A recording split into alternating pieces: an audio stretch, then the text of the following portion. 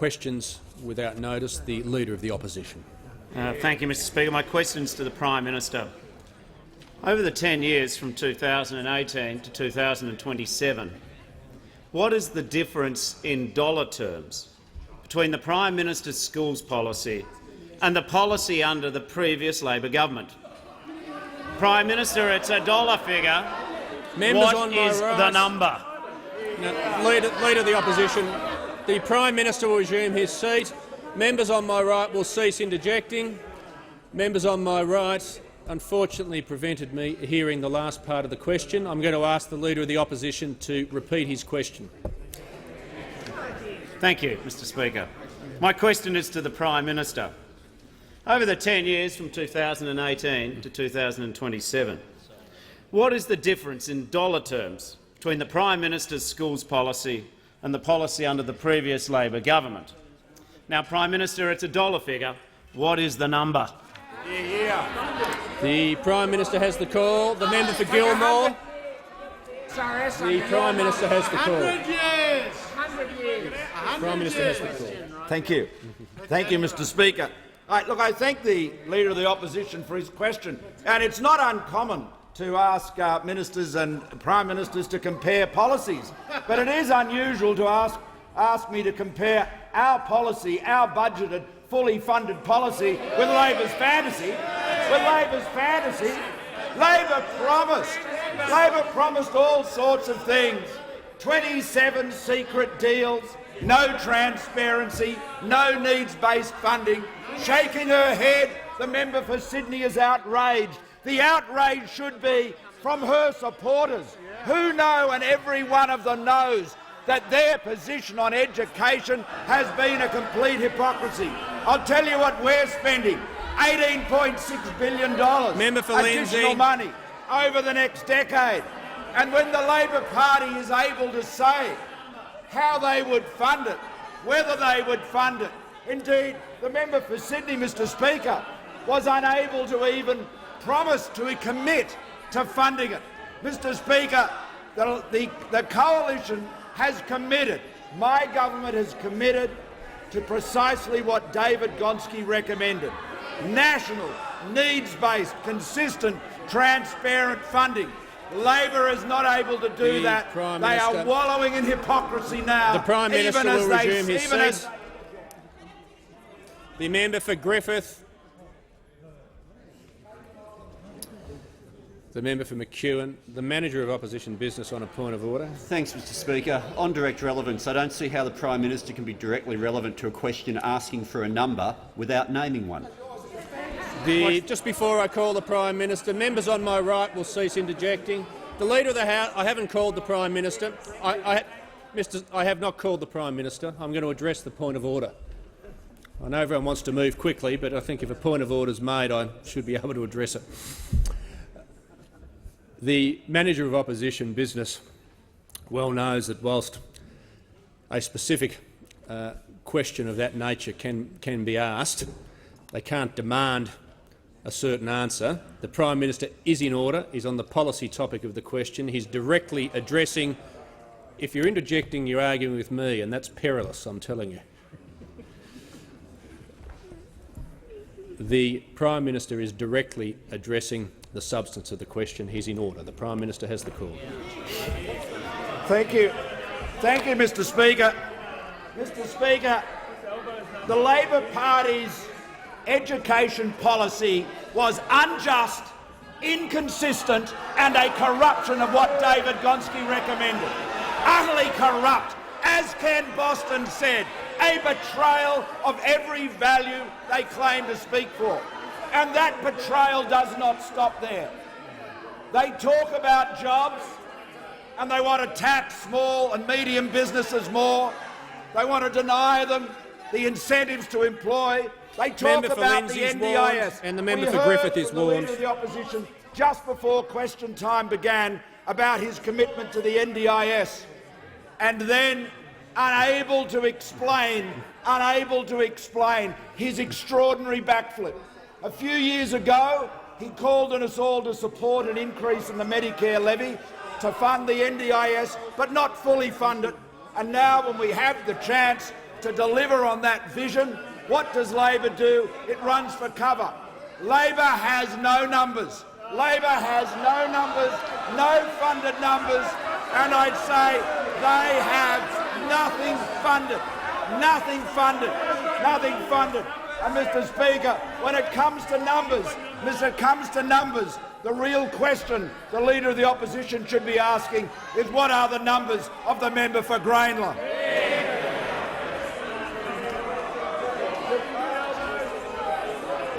The member for Barara will just resume his seat for a second. The level of interjections was ridiculously high towards the end of that answer. Numbers of members were interjecting, particularly the member for Burt, who's now warned. I'd warned two members, the member for Lindsay and the member for Griffith. The member for Lindsay continued to interject, so she's ejected herself under 94A. She can leave. Anyone else that's warned?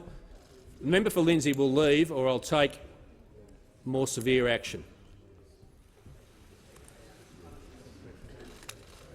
The member for Barara has the call. Thank you, Mr. Speaker. My question is to the Prime Minister. Will the Prime Minister update the House on the Manchester terrorist attack and what the government is doing to keep Australians safe, including in my electorate of Barara? Prime Minister has the call. Thank you, Mr. Speaker, and I thank the honourable member for his question. Mr. Speaker, I spoke with the Prime Minister of the United Kingdom, Theresa May, last night, and I conveyed to her the heartfelt sympathies, the condolences of the Australian people to the people of Britain and to the victims of this shocking criminal attack and their families. I reaffirmed to her the resolute solidarity of Australia with Britain, partners now, as we always have been and always will, in freedom's cause. And Prime Minister May thanked me and thanked this Parliament for the solidarity we showed yesterday as we spoke, the Leader of the Opposition and I spoke, in unison, united in our solidarity, our sympathy for our friends in the United Kingdom. This was a shocking criminal attack on innocents. At least 22 people have been murdered, 59 injured, many of them children, as we know. This was a children's concert. This attack was designed to kill children. What could be more vile, more reprehensible, more criminal than this crime? It was committed by a coward. And brave men and women, Australians and Britons alike, will not be cowed by terrorism wherever it occurs. We will not change our way of life, and we will continue to fight together, as the Prime Minister and I reaffirmed last night, to defeat this scourge of terrorism in our homes and around the world. Now, the Director-General of Security, Mr. Speaker, has advised me that Australia's threat level remains at probable. There do not appear at this stage to be direct links between the attack in Manchester and threats in Australia. But we must remain vigilant at home, always, where the threat remains very real. The threat level is probable. Now, today, the New South Wales coroner handed down his report into the Lindt Cafe siege. Our heartfelt sympathies go out once again to the families of Katrina Dawson and Tory Johnson, as well as all of the hostages, the brave hostages who survived that siege. Their lives were changed forever. The government will consider the recommendations carefully and continue to strengthen arrangements where needed. Mr. Speaker, our first priority is to keep Australians safe. Our agencies, with whom I and my ministers are in constant touch, are constantly upgrading, reviewing, adjusting our response measures. We must be more agile than those who seek to do us harm. We will always work tirelessly to keep Australians safe, and we do that by destroying Daesh in the field in the Middle East, and by destroying their networks here at home. We will keep Australians safe. We have the best agencies, the best intelligence services in the world. There are no guarantees, of course, but since September 14, when the threat level was raised, there have been 63 arrests for terrorism offences, another one just this week. 12 major plots have been disrupted, and we continue to use every avenue available at our disposal, providing additional resources, whether they be financial or legal, whether it relate to signals intelligence or human intelligence or hard power. We will do all we can, as we always have, to keep Australians safe, to defend the liberty that this parliament is established to preserve. The Leader of the Opposition on indulgence. If I may briefly associate myself with the heartfelt remarks of the Prime Minister. Yesterday we were operating on those early fragments of information, but the more that we learn, the worse that it gets. It is clear that Manchester has been an act of evil terror. It's a crime of cowardice. It was aimed at innocent people, innocent children, people having innocent fun. And, Mr Speaker, now we've seen the face of the evil perpetrator, we've also now become witness to the faces of some of those who are lost. And in associating myself with the Prime Minister's remarks, I just want to share the comments of Mrs Charlotte Campbell. She spoke to the media. Her words could be the parents of any of us in this House, or indeed any Australian. She said, "I'm at home phoning everybody, hospitals, police, the centres that the children have been put in. Her dad is in Manchester looking for her. I've got my friends looking for her. I've got people I don't even know looking for her. People messaging me saying that we've got her photo, looking for her, and we'll get in contact if we see her. And I'm just hearing nothing. They basically told me to stay put and wait for a phone call." Very soon after that, Mrs Campbell had a phone ring with the worst possible news. Her daughter, Olivia, was only 15 years old. And in time the shock will fade and the news will move on. But for families, the grief will remain. We will retain and remain our shared determination to defeat terrorism, and like the Prime Minister, despite the fierce arguments we might have on other matters here, all of us in Australia stand alongside the United Kingdom as friends, as family and as partners in this conflict. The member for Sydney. Thank you, Mr Speaker. And before I ask my question, if you don't mind, I'd like to say on indulgence, every parent can imagine the horror that these parents are going through, and our thoughts are with them. My question is to the Prime Minister.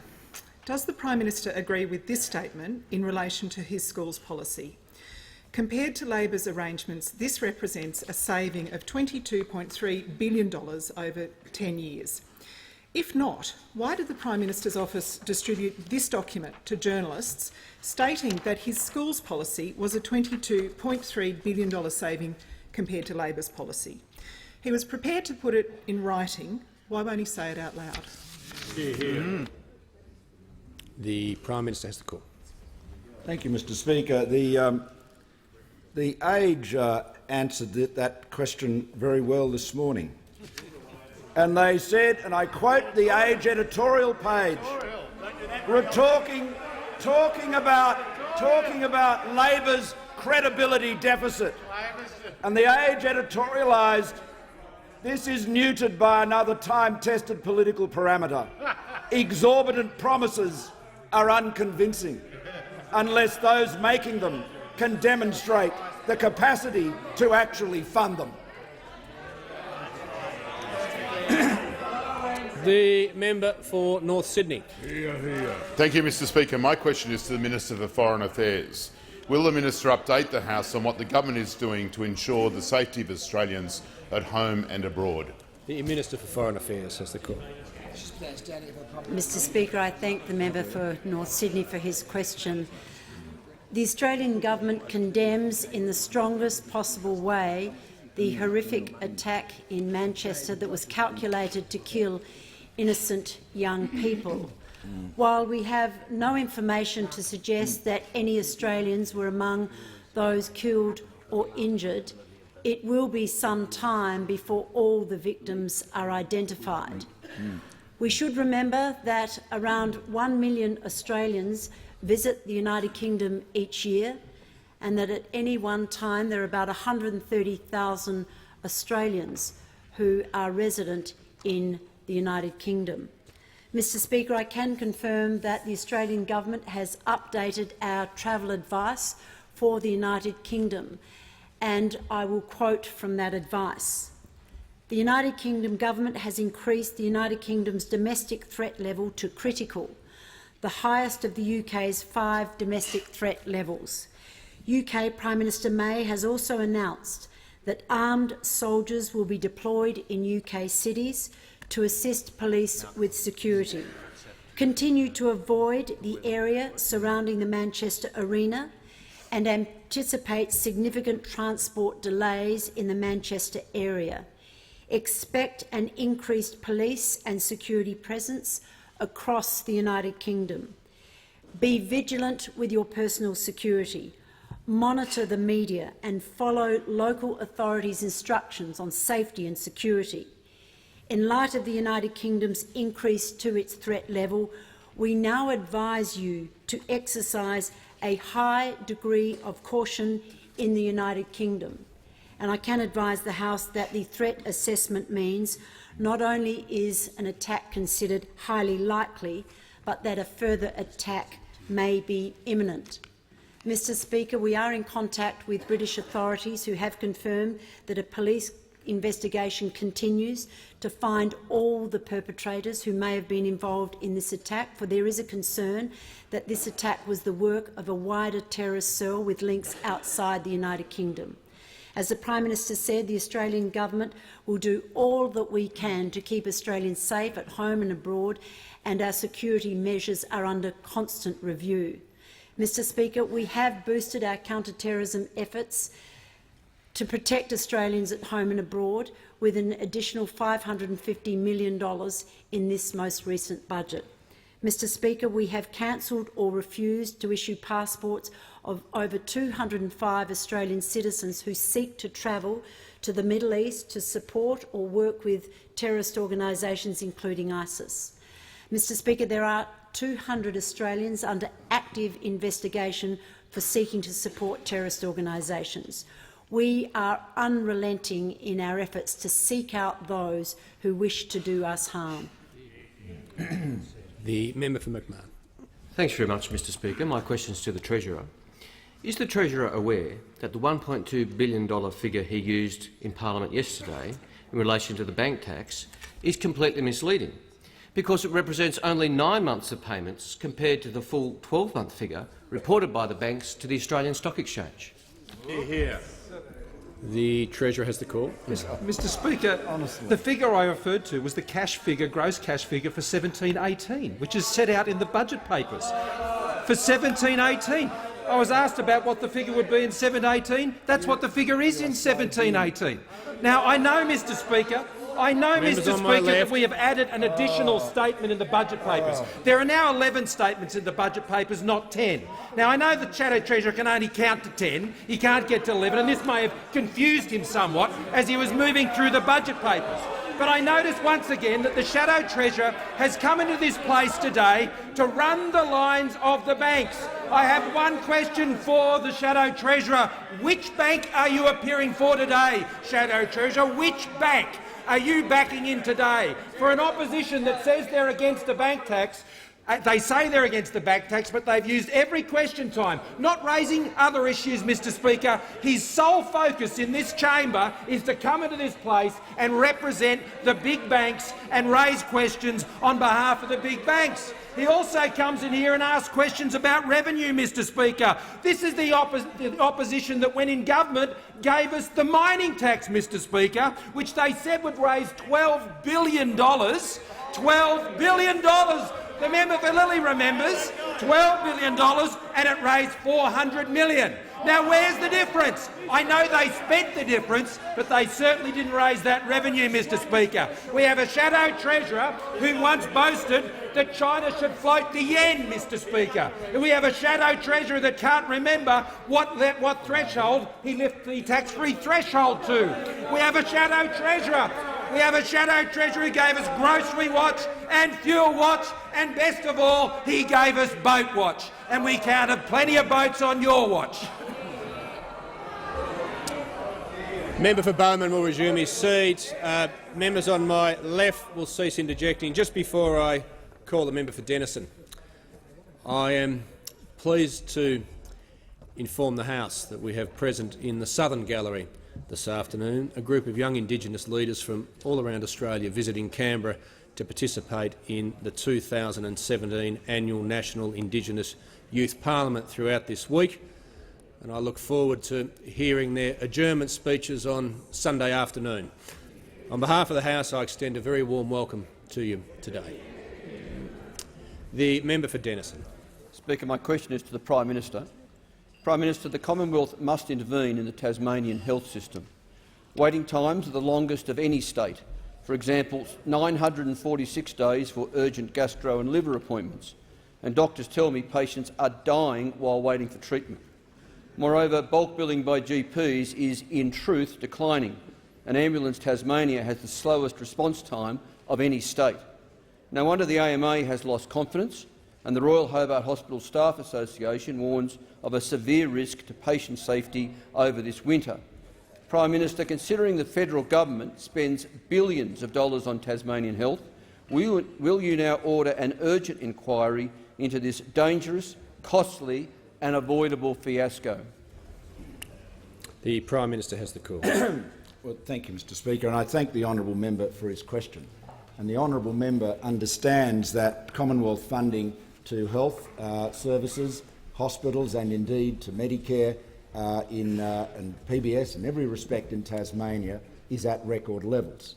The honourable member would also understand that the Commonwealth has recently made a payment of $730 million in respect of the Mersey Hospital, so that will be transferred back to the ownership and responsibility of the state government. That is a very substantial payment to the Tasmanian government to enable that to be done and to secure the provision of that hospital services and other services in that part of Tasmania. I recognise the concerns the honourable member has, but I'd say to the honourable member that the provision of the substantial financial support the Commonwealth makes to Tasmania enables the state government to deliver for its part on the public hospital services for which it is responsible. Those are the Tasmanian government's constitutional responsibilities. The Commonwealth is playing its part, funding Tasmania appropriately, substantially and increasing at every turn. The Prime Minister will just resume his seat for a second. The member for Denison on a point of order. A point of order, Speaker, on relevance. The question goes to an inquiry into the spending of that money. The Prime Minister has the call. Thank you, Mr Speaker. Look, I understand the honourable member would like the Commonwealth to take responsibility for the provision of health in Tasmania. I can assure the honourable member the Commonwealth is not going to do that. We have a clear constitutional responsibility which we are honouring. There was, as you know, the Mersey Hospital was acquired by the Commonwealth Government 10 years ago. That has been brought to an end at considerable cost to the Commonwealth, $730 million payment to the state. The state has all of the constitutional and political authority to manage its hospital system, its health system appropriately. The Commonwealth is playing its part, generously and justly providing Tasmania with the funds to enable it to do so. The member for Bowman. Thanks, Speaker. A question to the Treasurer. Will the Treasurer outline to the House the right choices the government's making to guarantee essential services? And, Treasurer, how is the government acting to fully fund the National Disability Insurance Scheme? The Treasurer has the call. Thank you, Mr Speaker, and I thank the member for Bowman for his question, and I appreciated joining the member for Bowman when we went to see Star Community Transport in Cleveland last week, who are one of the many agencies preparing to support the full implementation of the National Disability Insurance Scheme. But they know, like we know, Mr Speaker, that there is a $55.7 billion black hole that needs to be filled to fully fund the National Disability Insurance Scheme. And by their own admission, as I told the House yesterday, the original increase of 0.5% in the Medicare levy is insufficient to fully fund the scheme. And as I noted yesterday, you can't spend money twice. You can't spend savings twice, as the Labor Party said they could, and that's why there is a funding hole. Now, we know that the Medicare levy was first introduced by the Hawke government in 1984 at 1%.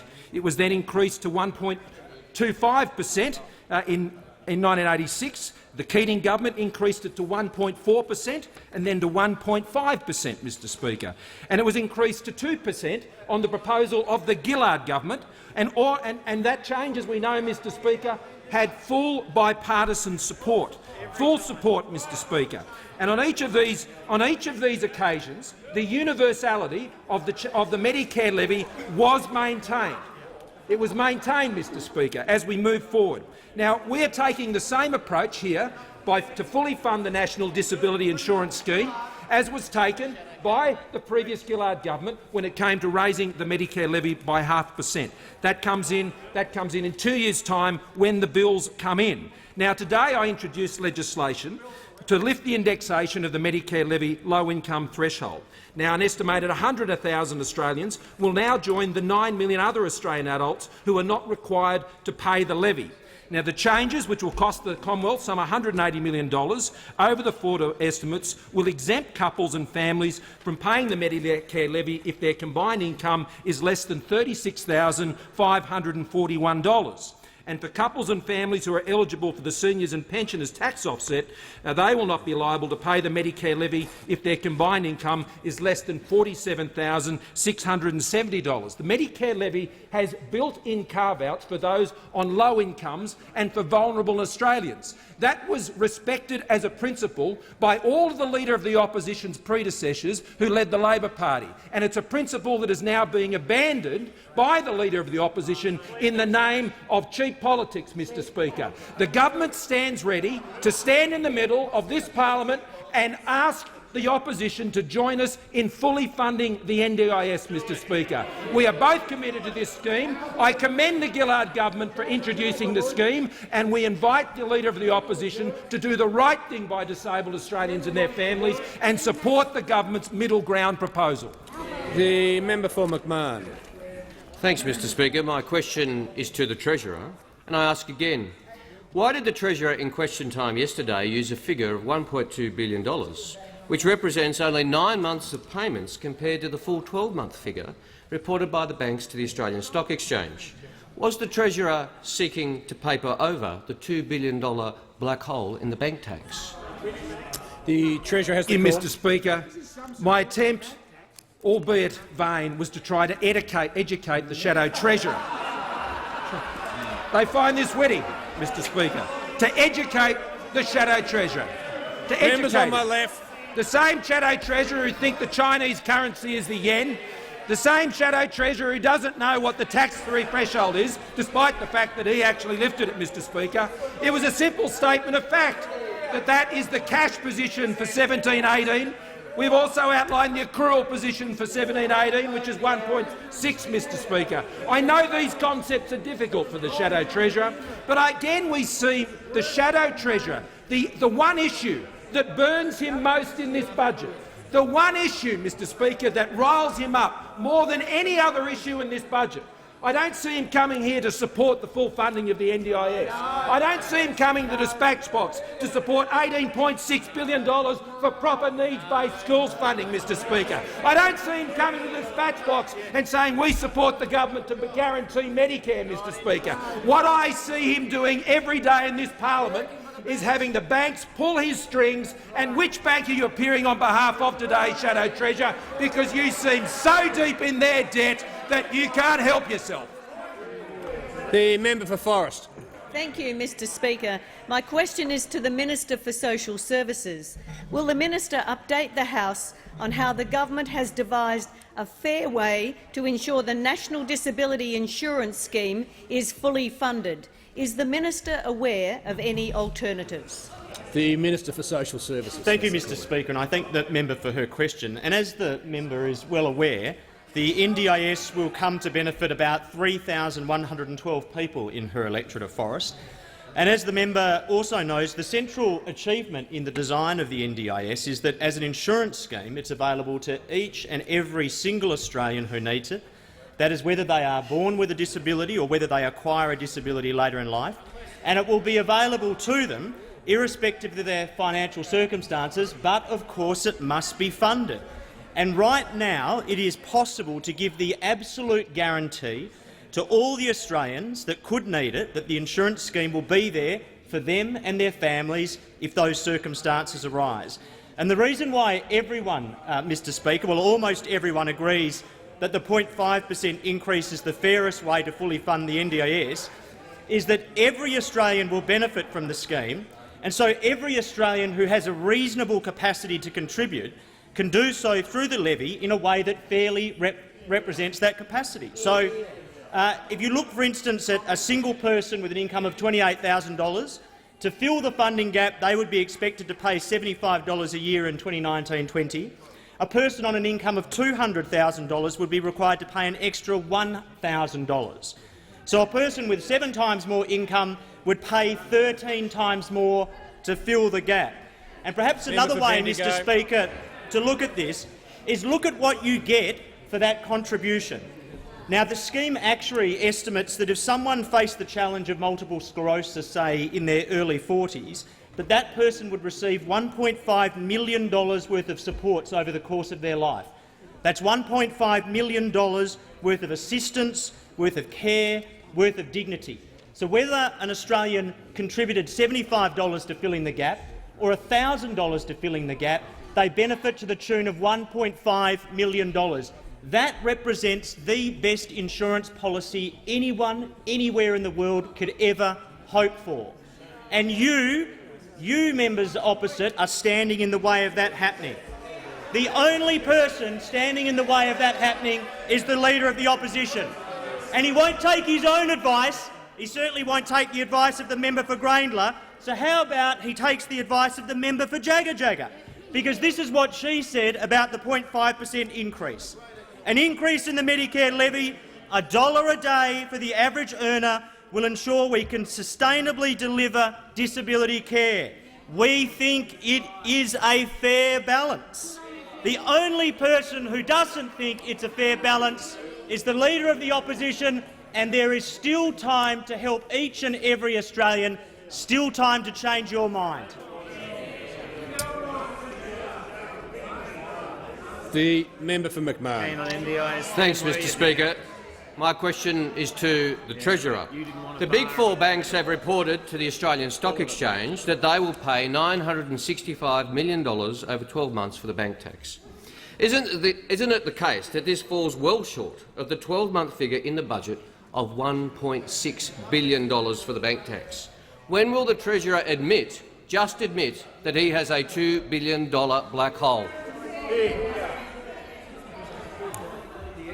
The Treasurer has the call. The estimates for the major bank levy are set out in the budget papers, Mr Speaker. It may come as news to the Shadow Treasurer, but banks don't get to decide how much tax they pay. The ATO works that out, Mr Speaker. That's who works it out. I mean, the Shadow Treasurer may think that he can just send his tax return back and say, this is what I've decided to pay this year, Mr Speaker. I'm sorry, but the ATO might have a different view about that. But no, this is what I reckon I should pay. But, Mr Speaker, the estimates for the major bank tax levy, which the Shadow Treasurer seems to have conniptions over. He seems to be completely exercised about the fact that we would actually bring into this place a major bank levy that actually gets the banks to pay some tax, Mr Speaker, because the levy he brought in was a tax on bank deposits. It was a tax on every single pensioner's bank account in this country. The member that for is the bank tax that the Shadow Treasurer supports. That was the bank tax that those on this side of the House abolished and refused to support, Mr Speaker. Our major bank levy addresses this issue and ensures that the major banks and the special position they hold in our financial system. Let's not forget, the four major banks and Macquarie each were able to retain their credit rating, Mr Speaker, after the budget, when regional banks sadly were not able to maintain theirs. And one of the reasons for that, Mr Speaker, is because of the special place that they hold in our financial system. Now, the shadow treasurer may want to sit there with no clothes on when it comes to issues like this, because it's a horrible thought. I apologise to the House. I apologise to the House and to subject them, Mr Speaker, with that image. But at the same time, Mr Speaker, he represents a party that brought in a $12 billion mining tax that didn't barely raise a sniffle, Mr Speaker, and for that they should hang their heads in shame. Just before I call the member for Bennelong, I'd also like to inform the House we have present in the Speaker's Gallery this afternoon a delegation from the Internal and Judicial Affairs Committee of the National People's Congress of the People's Republic of China. On behalf of the House, I extend a very warm welcome to you. The member for Bennelong. Thank you, Mr Speaker. My question is to the Minister for Aged Care. Will the Minister update the House on how the budget is providing greater support to older Australians? Is the Minister aware of any alternative approaches? The Minister for Aged Care. Thank you, Mr Speaker. Can I thank the member for Bennelong for his continued interest in aged care? I want to first announce that I have commissioned an external review of the failures and shortcomings that led to the unfortunate circumstances at Mac and Macleay Oakden Older Persons Facility. And what I want out of that is a report that has no fear or favour in identifying the shortcomings that allowed that context to prevail, because the Turnbull government is committed to a strong, effective aged care sector. Providing support to our older Australians is a high priority for government, and it was reflected within the 2017 budget. In the forward estimates, we've allocated $99.3 billion to provide for the needs of older Australians living within residential care or those who choose to stay at home longer and enjoy the autonomy and independence that they have been used to over their years. Recently, I announced a 2-year extension of the Commonwealth Home Support Program of $5.5 billion. This provides for community transport, cleaning, personal care, allied health care, domestic assistance with cleaning and shopping, home maintenance and modifications. This means that 900,000 Australians will receive this support, provided and supported by 1,600 providers. An additional $3 million was provided to strengthen the My Aged Care platform. This will enable the enhancements to occur that makes it easier for professionals, families who have loved ones considering aged care, but importantly access for people in rural and regional Australia to become easier. A $2 million development of an industry-led workforce strategy, which will link with the needs of not only aged care, but in working with my colleague, Minister Porter, looking at the needs within the NDIS. And additionally, the government is investing $33 million over 3 years to help service providers in the disability and aged care sectors to grow their workforce. It will also harness existing employment services to match local jobs. It is an incredible area of growth, but it is also an area in which we want the workforce that is projected for the future. We have a need of 366,000 workers in 2016, which will increase to 980,000 workers in 2050. In addition to that, 60,000 more full-time workers will be required by 2019 as the NDIS rolls out. The connected activity of the aged care sector workforce complements the NDIS integrated market, sector and workforce strategy. The only issue facing the NDIS is Labor's ballooning funding gap of $55 billion over the next decade. Unlike Labor, the Turnbull government will fully fund the NDIS through a 0.5% increase in the Medicare levy. The minister's time has concluded. The member for McMahon. Thanks, Mr Speaker. My question is to the Treasurer. Treasurer, the Big Four banks' disclosures to the Australian Stock Exchange show a $2 billion black hole in the bank tax. Does the Treasurer have any reason to believe these disclosures are inaccurate, given a false statement to the Australian Stock Exchange would be an offence under the Corporations Act? The Treasurer has the call. Mr Speaker, I cast no aspersions on the banks. I cast none. They are making statements that I assume that they believe are fully accurate from their perspective. I assume they are, because that's what they're obliged to do, Mr Speaker. And in this budget, which the Shadow Treasurer seems to be struggling to read, Mr Speaker, he will find the estimates that the government has put forward, which takes into account the many other assumptions that are implicit in these types of estimates, Mr Speaker. So that's what is presented there. But I have a piece of advice for the Shadow Treasurer. I have a piece of advice. He just needs to get over it, Mr Speaker. He just needs to get over it. His mates at the big banks are going to be taxed. Get over it. Get on board. You say you support the tax. It's time to stump up. The member for Chisholm. Thank you, Mr Speaker. My question is to the Prime Minister.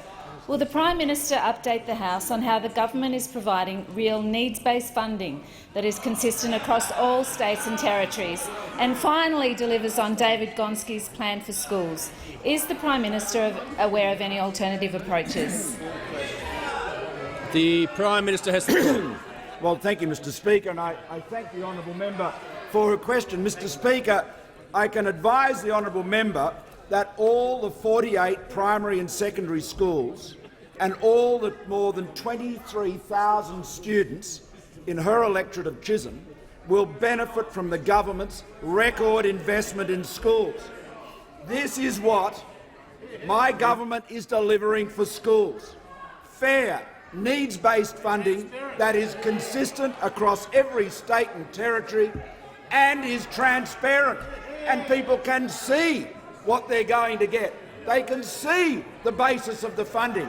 They don't have to worry or wonder about 27 secret deals done by the Leader of the Opposition in the Gillard government, stitching up one deal after another, heedless as to whether it was consistent or fair, just trying to get another signature on another piece of paper.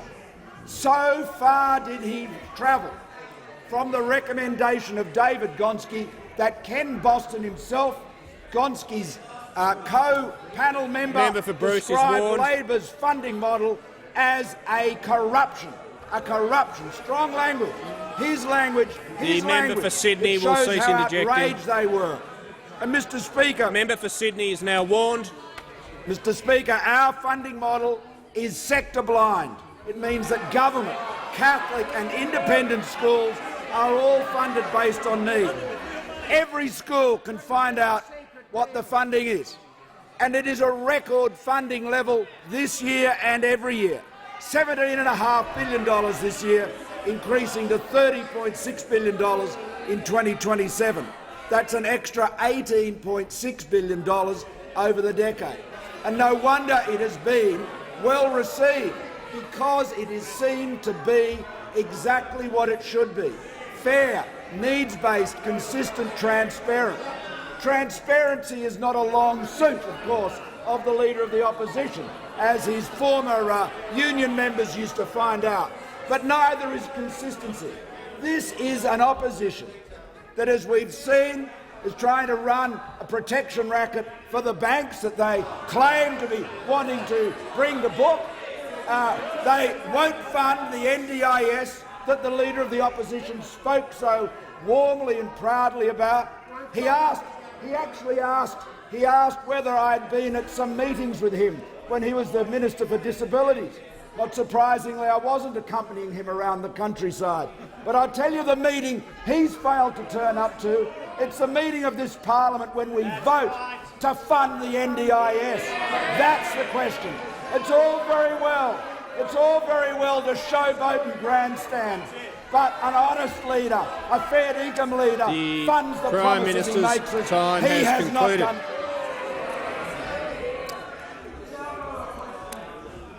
The member for Hughes. and the member for Swan will cease. The member for Swan is now warned. The member for the member for Rankin has the call. Thank you, Speaker. My question is to the Treasurer.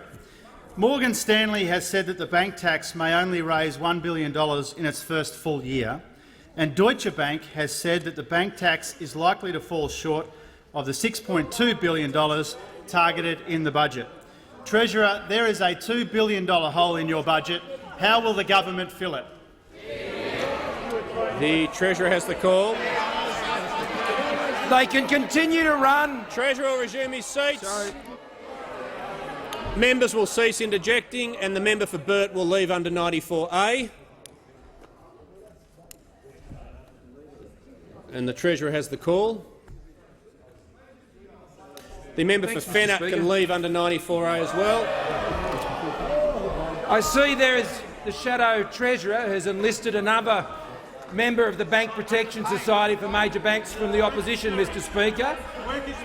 So, Mr Speaker, I would have thought the Shadow Finance Minister would have been keeping his distance from the Shadow Treasurer on this one, given he's been coveting his job the second he became into the role, Mr Speaker. So he's been enlisted in this program, Mr Speaker, and that will reflect poorly on him. Because, again, the only issues that are consuming the opposition is the poor old big banks that we've decided to tax, Mr Speaker. The Minister for Energy and the Environment. That benefit from the strong regulatory regime we have in this place, which ensures they've been able to maintain their credit rating, and we've decided on behalf of the Australian taxpayer that they should be playing a bigger role in protecting not just the budget over the next budget and forward estimates, but into the future, Mr Speaker, because we still have to fund schools, we still have to fund hospitals, we still have to fund Medicare. That goes well beyond, Mr Speaker, just the budget and the forward estimates. So the forward estimates that are outlined in the budget are what the budget presents, Mr Speaker. That is a statement of obvious fact. But the question to those opposite, given they've raised the issue of holes in funding, Mr Speaker, I note that the opposition continues to say that their funding promises depend on the full reversal of the enterprise tax plan. The full reversal of the enterprise tax plan. And they know that to live up to that promise, they have to reverse the legislated tax cuts for small businesses. They have to drop the threshold for a small business from 10 million to 2 million. And the Shadow Treasurer should come and be up front and tell people if he is going to increase taxes on small business in the country, because if he doesn't, then he has a $25 billion black hole in his commitments, Mr Speaker. Just before I call the next questioner, I've made it very clear the level of interjections is too high. The member for Braddon is warned. I remind the member for Rankin he's been warned, as has the member for Sydney and numerous others. If it continues, they give me no option but to continue to eject people from question time, because I'll always uphold the interests of members who are trying to participate in the debate and trying to listen to proceedings. The member for Petrie has the call. Thank you, Mr Speaker. My question is to the Treasurer.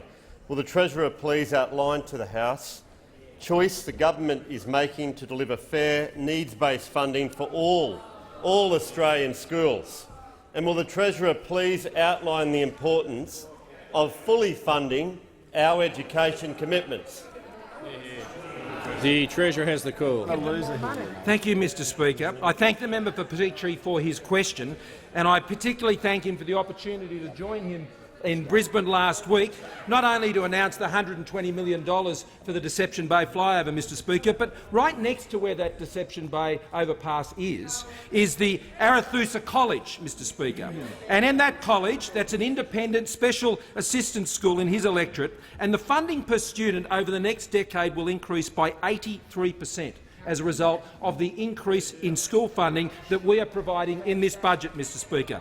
Later that day I was with the member for Ford, and we were at the Shayla Park High School, and they have an increase of 60% for the students in that school, Mr Speaker, over the next 10 years, some almost $6.5 million.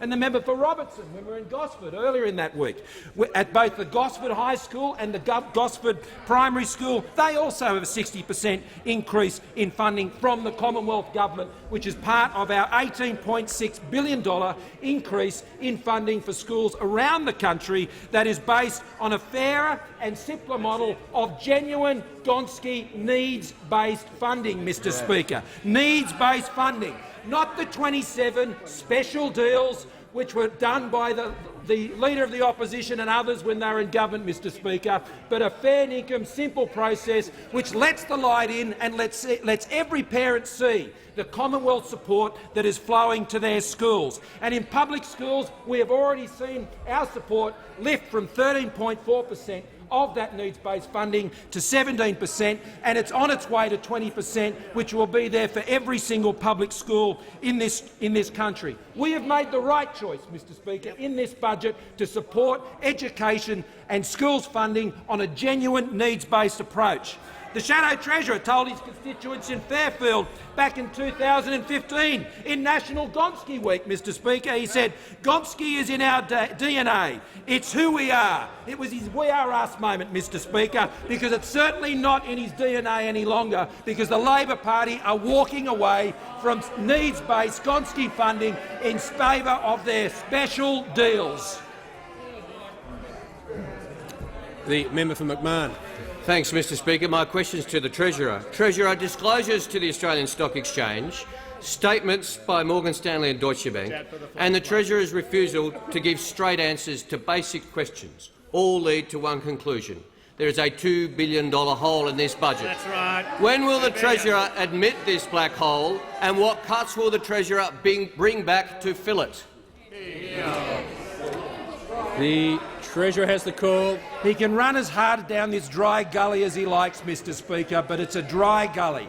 What the government has done is set out a very clear measure to tax the major banks, which will raise, Mr Speaker, in the first year on cash basis 1.4 on accruals, 1.2 I should say, and 1.6 on accruals. Oh dear, oh dear. The Leader of the Opposition is so across every figure, Mr Speaker, as is the Shadow Treasurer, he couldn't even remember what the tax-free threshold was. Mr Speaker, our budget brings the balance back in 2021. That's what our budget does, Mr Speaker. What we inherited from those opposite was a fiscal mess. We had expenditure growing at more than 3.5% a year, and under this government we've brought it down to below 2%. From 2018-19, for the first time in a decade, we will no longer, as a Commonwealth government, be borrowing money to pay for everyday expenditure. Those opposite, Mr Speaker, racked up hundreds of billions of debt simply to pay for everyday expenditure. And why, Mr Speaker? Under those opposite, they racked up deficits of $240 billion, having inherited a baked-in surplus, Mr Speaker. On this side of the House, we inherited a baked-in deficit with baked-in spending, Mr Speaker, and we're bringing the budget back to balance. So, Mr Speaker, on the issue of budget credibility, on the issue of financial management, on the issue of bringing the budget back to balance, those opposite promised the 4 surpluses that the member for Lilly said he delivered tonight. No one's ever found them, Swanee. They weren't there. The Treasurer will refer to members by their correct titles, and yeah, he can. The Minister for Small Business. The member for Corangamite will leave under 94A.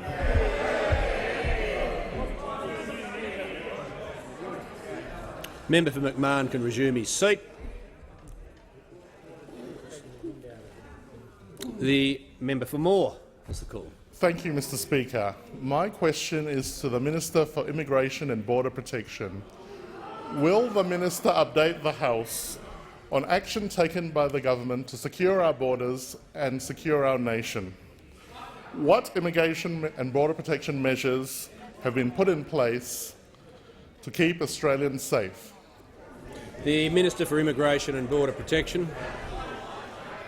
Well, thank you very much, Mr Speaker. I thank the honourable member for his question and for very serious interest he takes in making sure that, like all members in this House, we want to keep every Australian as safe as humanly possible.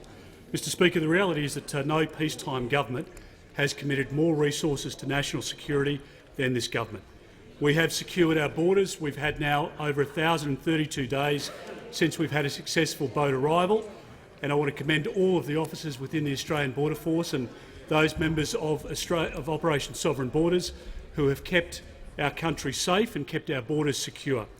We've also, though, Mr Speaker, embedded counter-terrorism unit officers at our 8 international airports. There are indeed more than 100 CTU-trained officers deployed across airports operating international sectors. CTU interventions have resulted in the cancellation of passports and prevented the travel of minors to conflict areas. It is of particular concern to all Australians, particularly when we see what is playing out around the world in terms of foreign fighters returning to our country.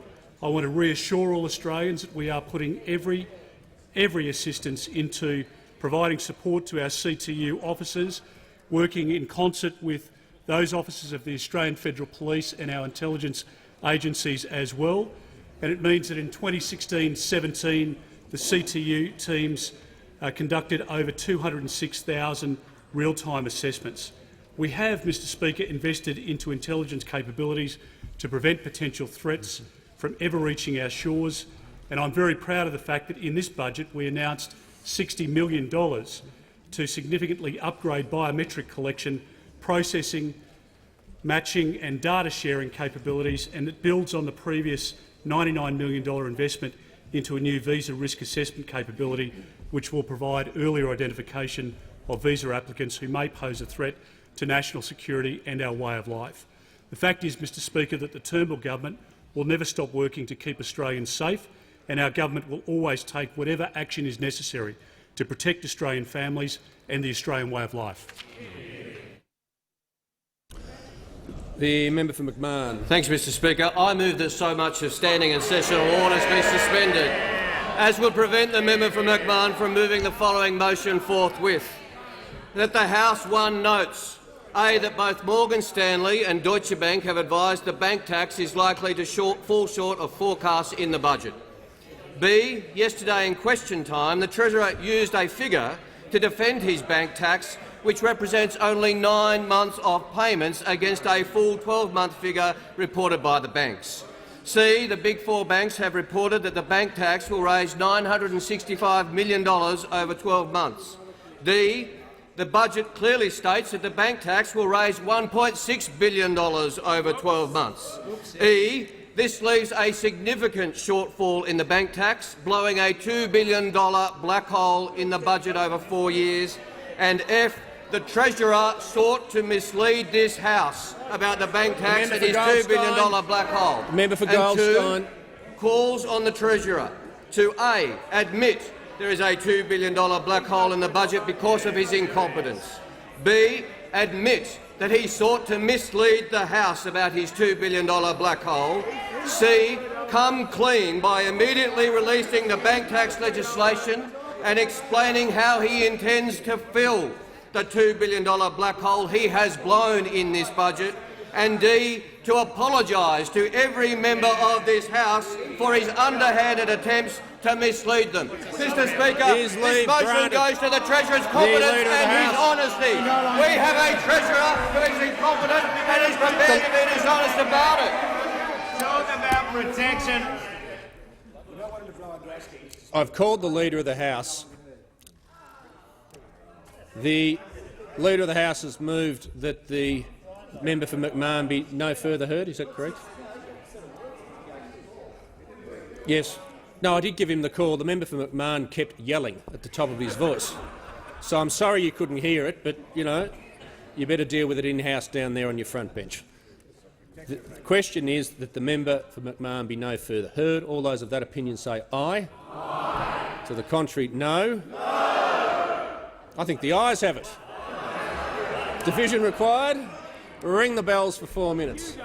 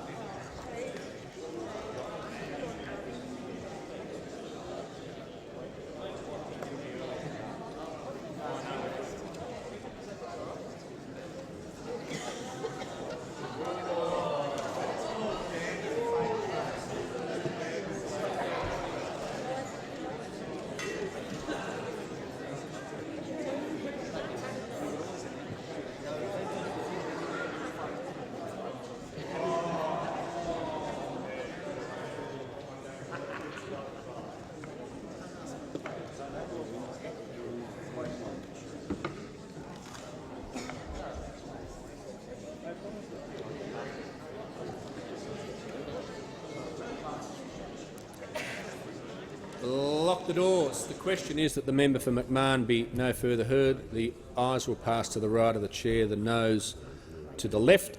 I appoint the honourable members for Murray and Gray tellers for the ayes, and the honourable members for Morton and Lawler tellers for the noes.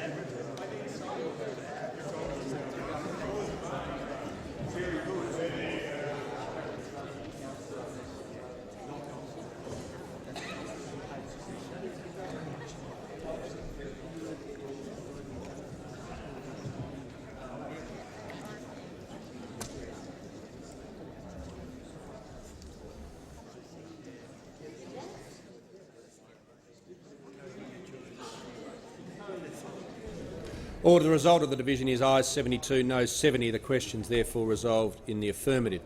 Is the motion seconded? The Manager of Opposition Business. Seconded. An incompetent treasurer is the bank's best the friend. Leader of the it's House exactly the what call. they the want. Manager of Opposition Business resume his seat. The Leader of the House has the call. I move the member be no longer heard, Mr Speaker. The Leader of the House has moved the member be no further heard. All those of that opinion say aye. To the contrary, no. If the ayes have it, Division required. Ring the bells for 1 minute. I appoint the same tellers as in the previous division. Members must remain in their seats unless they're leaving the chamber or they did not vote in the previous division or they're changing their votes, in which case they must report to the tellers.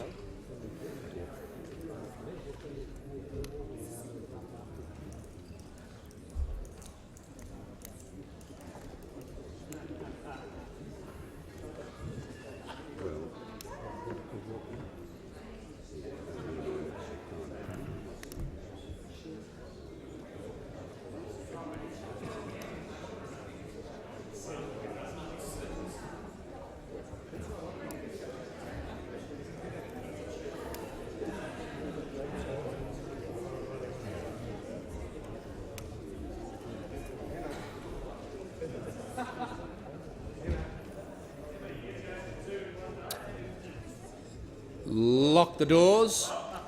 The question is that the Manager of Opposition be no further heard. Members must remain in their seat unless they're changing their vote or they did not vote in the previous division, in which case they must report to the tellers.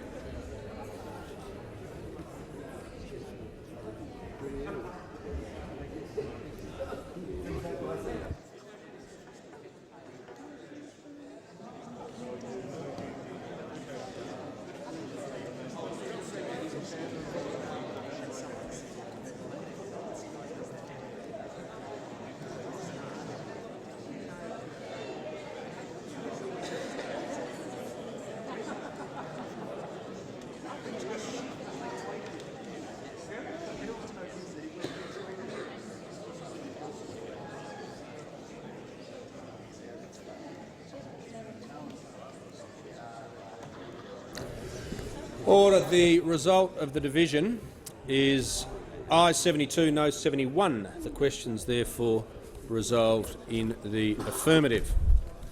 The Leader of the House. Let's go to the Leader of the House, if he could. I move that the question be put. The member for Rankin will resume. The member for Wakefield will leave under 94A. I'm trying to address the House.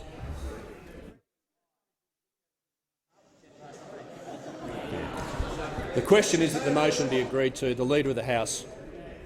I didn't hear you before. I move that the question be put, Mr. Speaker. I thank the Leader of the House. The question is that the question be put. All those with that opinion say aye. To the contrary, no. I think the ayes have it. Division required. Ring the bells for 1 minute. I appoint the same tellers as the previous division. Members must remain in their seats unless they're leaving the chamber or they did not vote in the previous division or they're changing their vote, in which case they must report to the tellers. Yes, sir.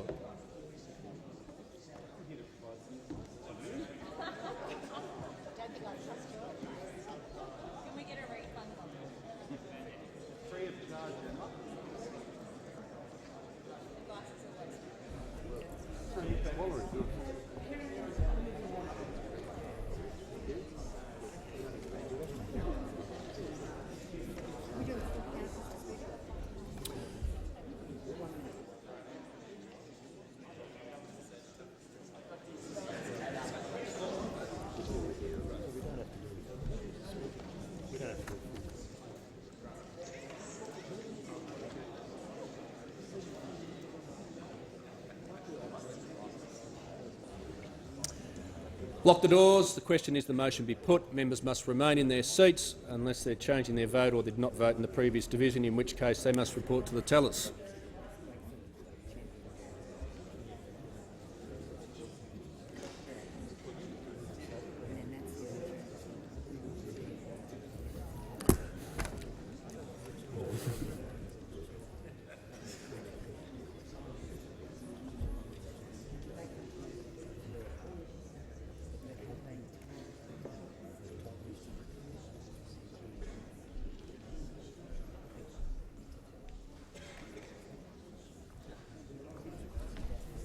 Are you done?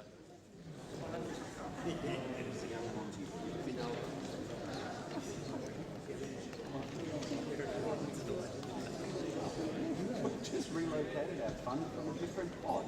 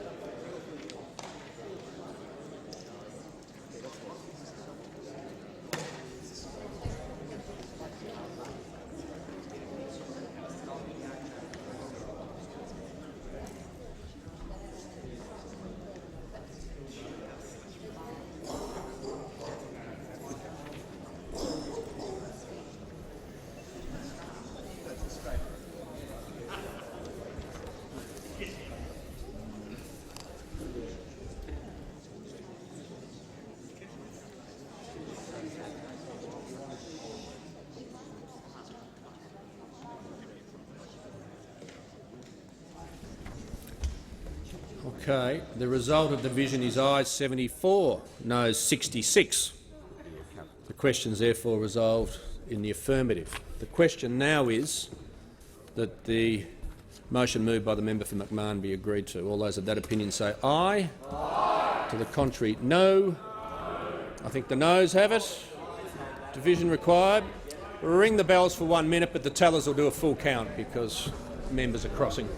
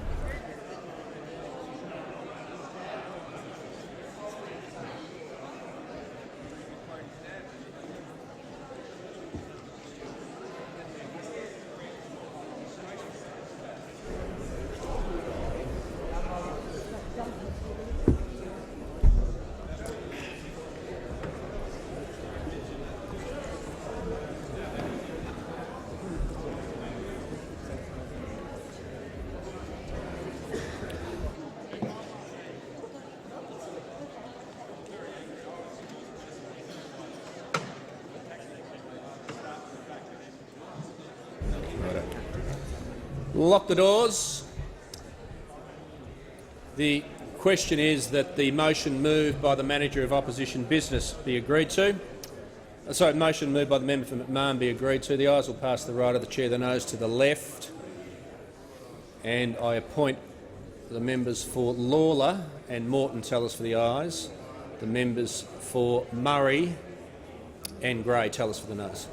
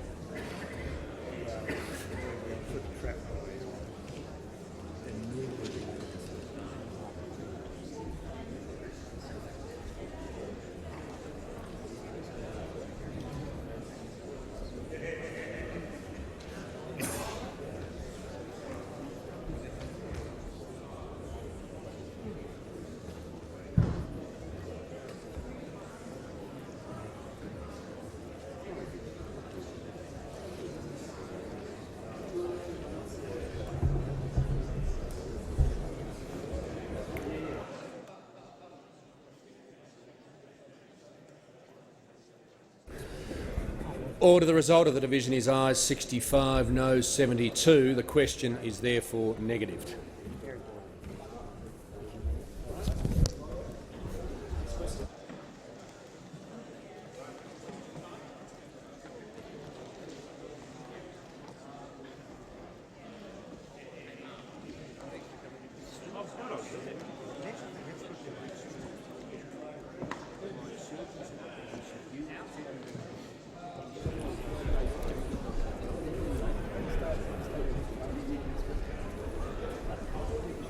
Members could resume their seats as quickly as they can.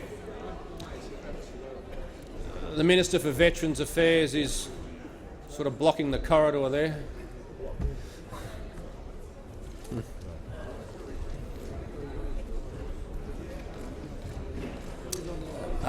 The call goes to this side. Yeah.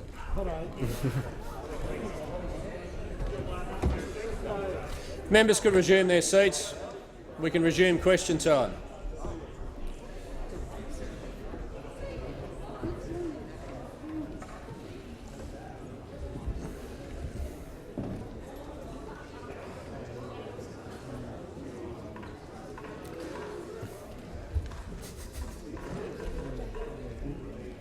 The member for Wright. I thank you, Mr. Speaker, because I have a question for the Deputy Prime Minister, the Minister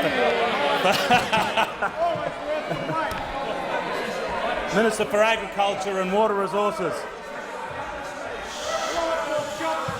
Will the Deputy Prime Minister update Members the on House both on how sides. The member for Whitlam. Will the Deputy Prime Minister update the House how the government is driving growth in the agricultural sector by opening new transport corridors such as inland rail? And is the Deputy Prime Minister aware of any alternative policies that jeopardise the significance of this infrastructure? The Deputy Prime Minister has the call. Well, Mr. Speaker, I thank the honourable member for his question, and might I say what a great program the Inland Rail is, and I understand all the horticultural production in your area and the great assistance it will be, all those containers, 200,000 trucks a year that will be able to be, although 200,000 containers that have been moved on the Inland Rail, great commerce that will be moved to the Western Districts, that great vision for the nation that's provided for us by a government that can actually put the money on the table, for this, and we'll see the growth in places such as Gundawindi and Parks and Moree and Narrabri and Wodonga. We will see the benefit to Brisbane and the benefit to Melbourne. We'll see this because we're a government of vision and a government that delivers. Now, you asked the question, and rightly asked the question about are there any alternate policies? Well, who would know? Who would know? Because, see, the Shadow Minister for Transport is not allowed to speak in this place. The Shadow Minister for Transport is now politically mute. He's got himself a new tie. He's got himself a new tie and a new suit, but he can't speak. I think they must have put an embargo on him. The poor old Shadow Minister for Transport is being stopped from speaking his mind. And we had a look at the other day, and we said that Mr. Shorten is a bit worried about Mr. Shorten's Praetorian Guard of supporters are now protecting him. Praetorian Guard. The Deputy Prime Minister will refer to members by their correct titles. Okay. The member for Maribyrnong is now being protected by a Praetorian Guard. Now, you've got to be a bit careful of Praetorian Guards. Praetorian Guards can be a bit dangerous. You know, Caligula got knocked off by his Praetorian Guard. They put in Claudius. So did Commodus. So did Caracalla. So did Pupienus. So did Elagabalus. So you've got to be a bit careful of your Praetorian Guard. So I checked out who his Praetorian Guard is. Well, the two I see is the Praetorian Guard is a member for Sydney, so he had a bit of a look. What's this? Oh, he speaks! Deputy Prime Minister, resume his seat. Members on my right. Deputy Prime Minister will resume his seat. The member for Grayndler on a point of order. Thank you, Mr. Speaker. The question was about inland rail. The Members question on my was right. about inland rail and agriculture and freight. Given the rail line doesn't go to the port but stops 84 kilometres short, he might want to address come to his question. Just before I call the Deputy Prime Minister, I do point out that the question asked a number of things. He's comparing and contrasting, but he's moving into territory that the question didn't ask. But the Deputy Prime Minister. Thank you, Mr. Speaker. And we look for the alternate policies. And the two I see, the Praetorian Guard said the fact that a conversation, talking about a leak, the fact that a conversation, a friendly conversation between colleagues of different views makes it to the paper, shows how little we talk about what happens in shadow cabinet. Now, I believe if something makes it to the paper, it probably says you are talking about what's happening in shadow cabinet. But I'd have a look through his Praetorian Guard. The member for Watson to the Praetorian Guard, no worries there, he's polling at 8%. Member for McMahon, ditto. But then I see Senator Sam Dastyari's in his Praetorian Guard. Be careful of that one. He reminds me of Pertinax, Emperor Pertinax. You know what happened to him? They sold off his emperorship.